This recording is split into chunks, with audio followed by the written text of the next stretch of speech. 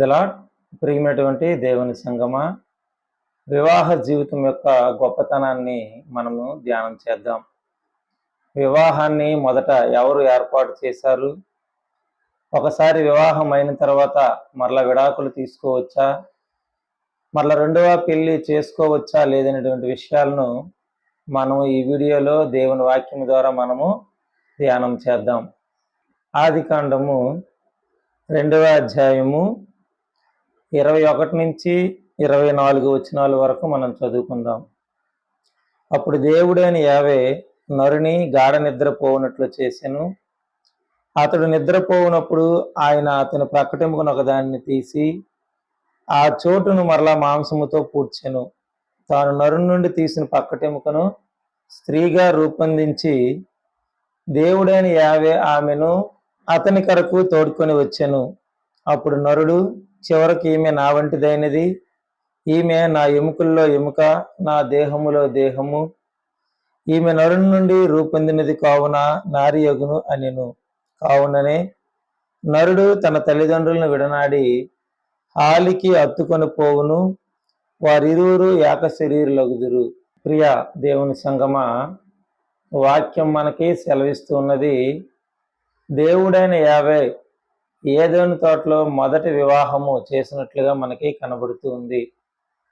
దేవుడు ఆదామును సృష్టించినప్పుడు ఇది నరుడు ఒంటరిగా జీవించడం మంచిది కాదు అని తనకు సాటి అయిన స్త్రీను చేసేదనని చెప్పి దేవుడు ఆదాముకు గాఢ నిద్ర పుట్టించి తన ప్రక్కటెముకలో ఒక ఎముకను తీసి ఆ ఎముకను స్త్రీగా రూపొందించి ఆనాడు ఏదైనా తోటలో యావే దేవుడు మొట్టమొదటి వివాహ బంధాన్ని ఏర్పాటు చేసినట్లుగా మనకి వాక్యంలో కనబడుతుంది. అందుకే స్త్రీ పురుషులిద్దరూ కూడా భిన్న శరీరులు కాదు, వారు ఏక శరీరులు అని వాక్యము చెప్తూ ఉంది. ప్రియమైన దేవుని బిడ్డలారా, అందుకే ఈనాడు ప్రభువారు పునీత పౌలు గారి ద్వారా చెప్తూ ఉన్నారు. హెబ్రీయులకు రాసిన లేఖ 13వ అధ్యాయము 4వ వచనములో, వివాహము అన్ని విషయంలో ఘనమైనది, వివాహ జీవితంలో నిష్కలషముగా జీవించాలి అని. ప్రియమైన దేవుని బిడ్డలారా, అవును, ఎందుకంటే దేవుడు ఏర్పాటు చేసినటువంటిది వివాహ బంధము కాబట్టి ఈ లోక విషయాల్లో అన్నిటికంటే కూడా ఘనమైనది వివాహ బంధము, వివాహ జీవితం అని వాక్యం మనకు సెలవిస్తూ ఉన్నది.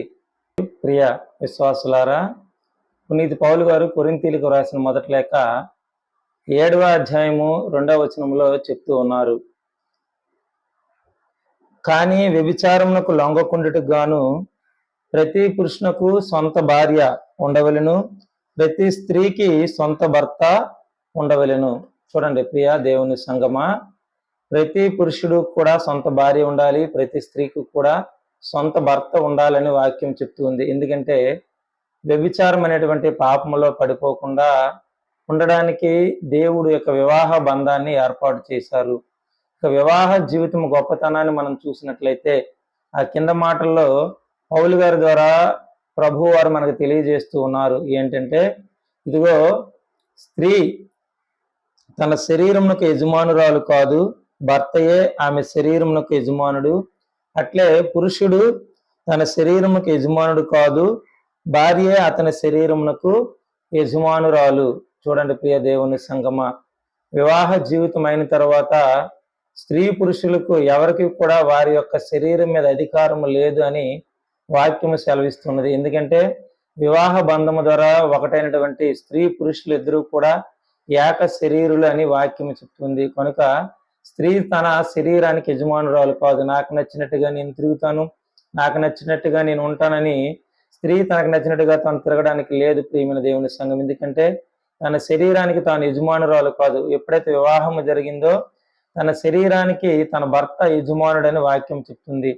అదే విధముగా పురుషుడు కూడా తన శరీరానికి తాను యజమానుడు కాదు. నాకు నచ్చినట్టుగా నేను ఉంటాను, తిరుగుతాను, తింటాను, త్రాగుతాను, నా స్నేహితులతో నేను నచ్చినట్టు తిరుగుతాను, నన్ను అడగడానికి నీవెవరని చెప్పి భార్యతో చెప్పడానికి లేదు. ఎందుకు? వాక్యం ఏముంటుంది? భర్త తన శరీరానికి తాను యజమానుడు కాదు, భార్య తన శరీరానికి యజమానురాలు అని వాక్యము చెప్తుంది. ప్రియమైన దేవుని బిడ్డలారా, మనకు వివాహ జీవితం అనేది చాలా గొప్పది ప్రియమైన దేవుని బిడ్డలారా. వాక్యంలో మనం చూసినట్లయితే పునీత పౌలు గారు ఎఫెసీయులకు రాసిన లేఖ 5వ అధ్యాయము 22 నుంచి కొన్ని మాటలు మనం చదివినట్లయితే 22వ వచనంలో ఈ విధంగా సెలవిస్తూ ఉంది. కనుక స్త్రీ సభ క్రీస్తునకు విధేయత చూపినట్లే భార్యలు కూడా తమ భర్తలకు సంపూర్ణ విధేయత చూపవలెను.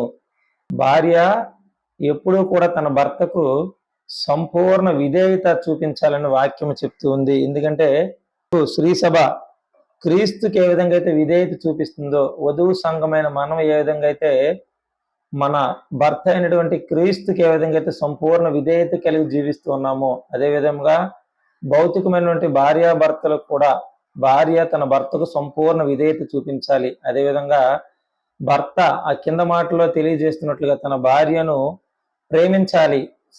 క్రీస్తు స్త్రీ సభను ఏ విధంగా అయితే ప్రేమిస్తూ ఉన్నారో, సంఘాన్ని ఏ విధంగా అయితే ప్రేమిస్తూ ఉన్నారో, దాని కొరకు తన ప్రాణాన్ని ఏ విధంగా అయితే పెట్టారో, భర్త కూడా తన భార్య కొరకు ప్రాణం పెట్టినంతగా ప్రేమించాలని వాక్యము చెప్తూ ఉంది. భార్య ఏదైనా తప్పు చేస్తే వెంటనే ఆమె నిందించేవాడిగా 10 మందిలో పెట్టేవాడిగా కాదు, కానీ భార్య తప్పును మన్నించేవాడిగా, భర్త భార్యకు ప్రేమించేవాడిగా ఉండాలని వాక్యం చెప్తుంది. ఎందుకంటే ఒక పురుషుడు తన శరీరాన్ని ఏ విధంగా అయితే ప్రేమిస్తాడో, తన భార్యను కూడా అలాగనే ప్రేమించాలని ఈనాడు వాక్యము మనకి బోధ చేస్తుంది ప్రియమైన దేవుని బిడ్డలారా. అదే విధముగా ఒక్కసారి వివాహ బంధము ద్వారా ఒక స్త్రీ పురుషులు ఏకమైన తర్వాత వారి జీవితంలో విడాకులు అనేవి లేనే లేవని వాక్యము సెలవిస్తూ ఉంది. ఒక్కసారి పెండ్లి జరిగిన తర్వాత వారిని మరణమే వేరు చేయాలి, కానీ ఎటువంటి సమస్యలు వచ్చినా, బాధలు వచ్చినా, ఇద్దరి మధ్యన ఎటువంటి పొరపచ్చులు వచ్చినా, అనుమానాలు వచ్చినా, అపోహలు వచ్చినా ఒకరినొకరు క్షమించుకుంటూ, మన్నించుకుంటూ, ప్రేమించుకుంటూ చివరి ప్రాణము పోయేంత వరకు, శరీరం మట్టిలో కలిసేంత వరకు భార్యాభర్తలు కలిసి జీవించాలి, కానీ వారికి విడాకులు లేవని వాక్యము చెప్తూ ఉంది. మార్కు సువార్త 10వ అధ్యాయము 9వ వచనము, దేవుడు జతపరిచిన జంటను మానవ మాత్రుడు వేరుపరపరాదు అని వాక్యము సెలవిస్తుంది ప్రియమైన దేవుని బిడ్డలారా. ఒక్కసారి వివాహ జీవితం ద్వారా క్రైస్తవ సాంప్రదాయ ప్రకారముగా దేవుని ఆలయంలో ఒక్కటైనటువంటి స్త్రీ పురుషులు వారు వేరుపడడానికి లేదు ప్రియమైన దేవుని బిడ్డలారా. చూడండి, మార్కు సువార్త 10వ అధ్యాయము 11, 12 వచనాల్లో చూసినట్లయితే వాక్యము సెలవిస్తూ ఉన్నది. తన భార్యను పరిత్యజించి వేరొక స్త్రీని వివాహమాడువాడు ఆమెతో వ్యభిచరించుచున్నాడు. అట్లే తన భర్తను పరిత్యజించి వేరొక పురుషుని వివాహమాడు స్త్రీ వ్యభిచరించుచున్నది. చూడండి ప్రియ విశ్వాసులారా, దేవుని సంగమ, వాక్యాన్ని ఆలకిస్తున్నటువంటి యువతి యువకులారా, వివాహంతో ఒకటైనటువంటి భార్యాభర్తలారా, ఒక్కసారి వివాహం అయిందంటే చనిపోయినంత వరకు కూడా విడాకులు అనేవి లేవు. ఒకవేళ ఏదైనా కారణము చేత నీ భార్యను నువ్వు వదిలిపెట్టి వేరొక స్త్రీని వివాహము చేసుకుంటే అది వివాహం అనిపించదు, అది వ్యభిచారం అని వాక్యం చెప్తుంది.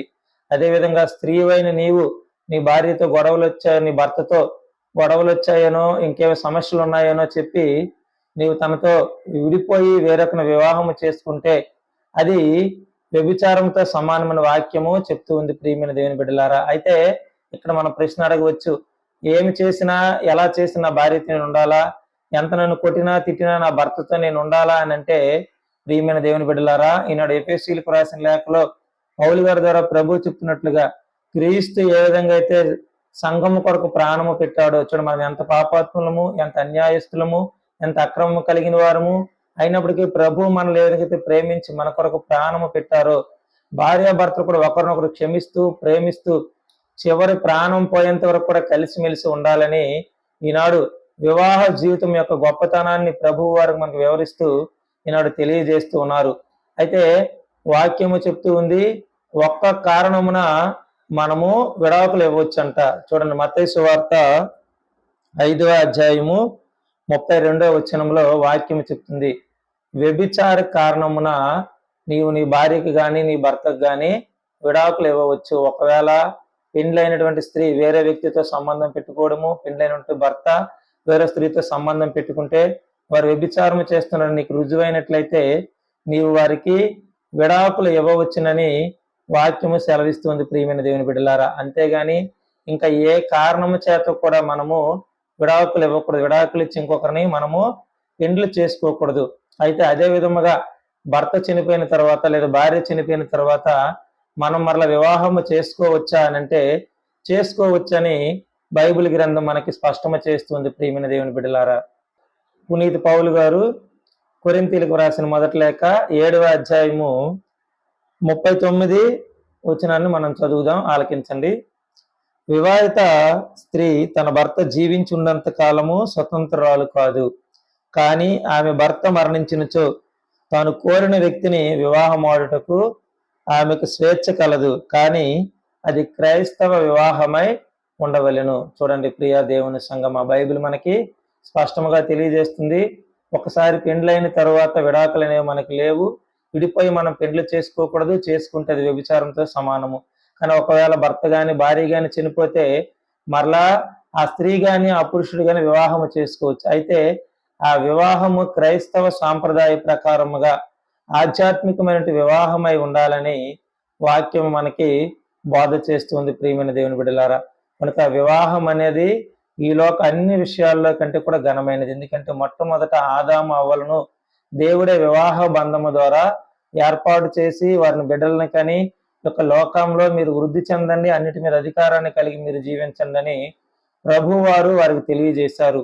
అదే విధముగా ఈ లోక అంత్యము నాడు కూడా ఒక వివాహ బంధము ద్వారా లోకాంత్యమున జరుగుతుందని వాక్యం సెలవుస్తుంది. అది ఎవరి వివాహం అంటే వరుడైనటువంటి యేసు ప్రభువుకు వధువైనటువంటి క్రీస్తు సంఘానికి గొర్రెపిల్ల వివాహ మహోత్సవం ద్వారా ఈ లోకము అంత్యంలో జరుగుతుందని వాక్యం మనకు సెలవిస్తుంది. మనకు వివాహ జీవితం అనేది ఎంత గొప్పది కనుక ఒక్కసారి మన వివాహ జీవితంలో అడుగు పెట్టినప్పుడు పూర్తిగా ఆలోచించుకొని అడుగు వేయాలి. ప్రియమైన దేవుని బిడ్డలారా, ఒక్కసారి వివాహం అయిందంటే విడాకులు లేవు. ఎంత కష్టమైన నష్టమైన నీ భార్యను నీ భర్తను నువ్వు భరించవలసినదే. కనుక ప్రార్థనా పూర్వకమైన జీవితం ద్వారా వివాహ బంధంలోనికి అడుగు పెట్టాలి. నేను ప్రేమించాను కనుక నేను పెళ్లి చేసుకుంటాను, నా తల్లిదండ్రులు చెప్పారు కాబట్టి నేను పెళ్లి చేసుకుంటాను, డబ్బున్నవారు అందమైనదాయి అని చెప్పి బాహ్య స్వరూపాలను చూసి మన వివాహ జీవితంలో అడుగు పెట్టకూడదు. ప్రియమైన దేవుని బిడ్డలారా, అది దేవుని చిత్తమా కాదని ప్రార్థనా పూర్వకమైన వివాహ జీవితంలో అడుగు పెట్టినప్పుడు నీ జీవితం ఫలవంతంగా ఉంటుందని ఇదిగో వాక్యము కీర్తనాకారుడు 128వ కీర్తనలో చెప్పినట్లుగా నీ భార్య ఫలించిన ద్రాక్ష తీగ వలె, నీ పిల్లలు నీ భోజనపు బల్ల చుట్టూ ఒలివ పిలకల వలె ఉండి నీవు అనేకమైన దీవెనలు పొందుకుని నీ బిడ్డలను చూస్తావని నాడు ప్రభు వాగ్దానం మనకిస్తున్నారు. అటువంటి గొప్ప జీవితాన్ని దేవుడు మనకి ఇవ్వాలని ఈనాడు మనం ప్రార్థన చేసుకుందాం. దేవుడి కొద్ది మాటలు దీవించిన గాక. ఆమెన్. ప్రార్థన. పరిశుద్ధుడా, మహోన్నతుడా, మహాగణుడా, వివిధ వివాహం అనేది ఎంత గొప్పదో కొద్ది మాటల ద్వారా మాకు తెలియచేసావు తండ్రి. గొప్పదైన వివాహ జీవ అంతస్తులు ఎవరైతే అడుగు పెట్టాలని ఆశపడుతున్నారో వారందరికీ చక్కటి సంబంధాలు దొరకడానికి నీ సహాయం దయచేయండి. ఇదిగో క్రీస్తుతో పాటుగా ఏకమయ్యి చక్కని వివాహ జీవితంలో ముందు కొనసాగడానికి నీ కృప చూపించండి. ఇంతవరకు కూడా తండ్రి ఎవరైనా వివాహపు జంటలు తండ్రి పిండ్లయ్యి ఎటువంటి దుష్టుని యొక్క కళ్ళు కొల్లలు ఉన్నట్లయితే వారికి శాంతి సమాధానము దయచేసి నీ ప్రేమతో ఆ కుటుంబాల్లో దేవ శాంతిని కుమ్మరించి వారు ఒక్కటిగా జీవించడానికి నీ కృప చూపించమని, ఇదిగో అయోగ్యులము అల్పులు మమ్మల్ని దీవించమని, మహిమ ఘనత ప్రభావాలు ఇవే పొందుకోమని యేసు పరిశుద్ధ నామములో అడుగుచున్నాము తండ్రి. ఆమెన్. ప్రియా దేవుని సంగమా, సహోదరి సహోదరులారా, ఈ వాక్య పరిచర్య మీకు దీవెనకరంగా ఉన్నట్లయితే నేను అనేక మందికి షేర్ చేయండి, లైక్ చేయండి, కామెంట్ చేయండి. ఈ ఛానల్ను మీరు కొత్తగా వీక్షిస్తున్నట్లయితే నేను సబ్స్క్రైబ్ చేసుకొని ఈ వాక్య పరిచర్యలో మీరు కూడా పాలుభాగస్తులు కావాలని ప్రభు పేరట మీకు మనవి చేస్తూ ఉన్నాను. పితా పుత్ర పరిశుద్ధాత్మ సర్వేశ్వరుడు ఇప్పుడు ఎల్లప్పుడు సదాకాలం మనలందరినీ దీవించి కాచి కాపాడునుగాక. ఆమెన్.